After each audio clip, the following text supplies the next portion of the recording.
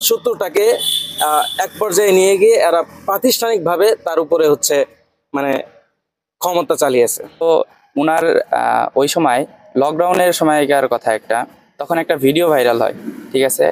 তো এই video viral যখন হয়, এই ভিডিওর মানে সূত্র ধইরা আমাদের মানে উনার বিরুদ্ধে মানে লেলাইয়া দেয় যে প্রিন্সিপালের বিরুদ্ধে যারা 21 সাল থেকে আর কি প্রতিবাদ করে আসছে, আমি এটা আসলে প্রতিবাদের চোখে সেরকম ভাবে দেখি না। কারণ আমি শুরু থেকে দেখেছি যে তার ব্যবহার এবং তার চরিত্র কোনোভাবে আমার কাছে ত্রুটিপূর্ণ লাগেনি।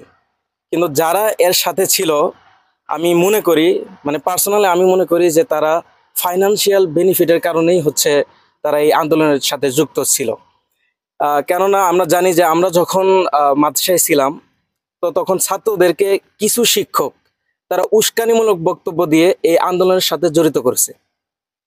এবং যারা শিক্ষক আছেন এবং শিক্ষকদের কাছেও যখন পদত্যাগপত্রের সাইন নেয়, তখন শিক্ষকদেরকে বিভিন্ন ধরনের হুমকি ধামকি দেওয়া হয়েছে যে আপনি সাইন না দিলে আপনার বেতন বন্ধ হয়ে যেতে পারে।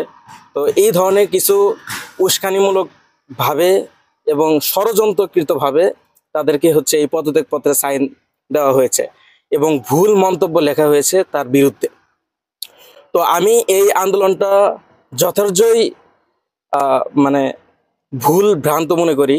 কারণ একটা মানুষের বিরুদ্ধে যদি কারো পার্সোনাল মানে শত্রুতা থেকে থাকে, তাহলে তারা সেটা পার্সোনালভাবেই মানে এর সমাধান করত।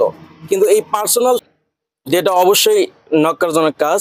এবং সর্বশেষ যে কথাটা সেটি হলো, আমরা গভীর সূত্রে জেনেছি যে সে আর্থিক লেনদেনও তার সাথে হয়েছে, মানে এক প্রকার জোরপূর্বকভাবে তাকে আর্থিক লেনদেন করার জন্য জোর করা হয়েছে।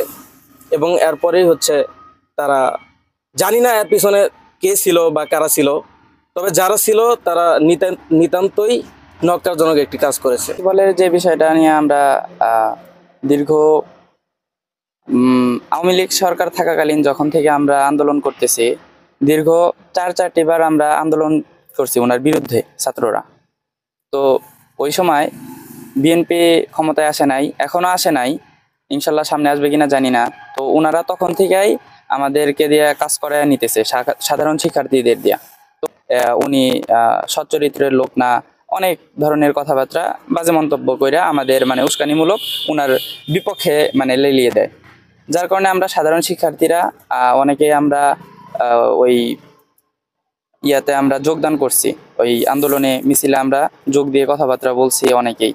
তো আমরা তখন মানে ওনার মানে ইয়াগুলো আমরা সঠিক তথ্যটা আমি জানতেছি মানে আমরা ছাত্ররা জানি না, যার কারণে আমরা ওনার বিপক্ষে গিয়েছিলাম। তো 4 বারের মাথায় 5 বার আওয়ামী লীগ সরকার থাকাকালীন ওই সময় ওনাকে নিয়োগ করা হয়। তো উনি নিয়োগে মানে তিনি উত্তীর্ণ হয়েছে।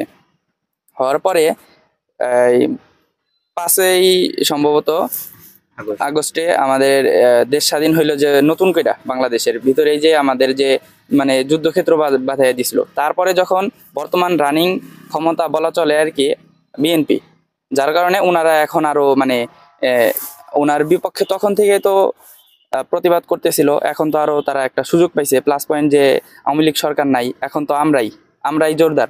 এখন সেই ক্ষেত্রে ওনারা এখন মোটা অঙ্কের টাকা খাওয়ার্থে ওনাকে আবারও হয়রানি করতেছে, হয়রানিমূলক কাজকর্ম চালা যাইতেছে।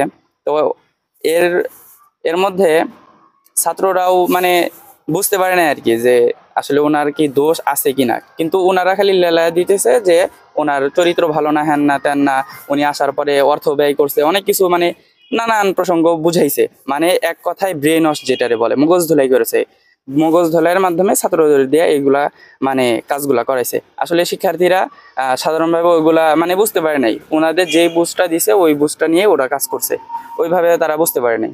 যাই হোক, তো ইতিমধ্যে আমাদের অত্র প্রতিষ্ঠানে প্রিন্সিপাল আবার নতুন করে নিয়োগ হইল। এর মধ্যে নিয়োগ ওনারা বলছে যে আমরা আসলে ন্যায়ের পক্ষে, অন্যায়ের বিপক্ষে না। ওনাদের কথা হইলো এমন, আমাদের পিছে টাকা নিয়ে ঘুরতেছে, আমরা টাকা নিতেছি না, আমরা টাকা নেবও না, আমরা অন্যায়ের সাথে আপোষ করব না, ঠিক আছে, এরকমভাবে বলতেছিল। তো আমি বাংলায় একটা প্রবাদ বাক্য বলবো, সেটা হচ্ছে আমি গু খাই না, তবে অতিরিক্ত চিনি মিশ্রিত করলে তারপরে আমি খাইতে পারি। তো ওনাদের কথাটাও এরকমই হয়েছে যে আমাদের অল্প অ্যামাউন্ট দেওয়া হয়েছিল বিদায় আমরা তাকে চাচ্ছিলাম না, এখন আমাদের পকেট ফুল হয়েছে যার কারণে আমরা ওনাকে চাচ্ছি, এই জন্য ওনাকে আনা।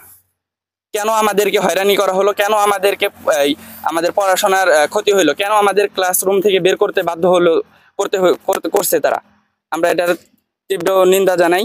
এবং কি আমরা সাধারণ শিক্ষার্থীর পক্ষ থেকে আমরা জোরদার দাবি জানাচ্ছি যে প্রশাসনের কাছে যে ওনাদের মিডিয়ার সামনে নত হতে হবে। আমরা এটা চাচ্ছি।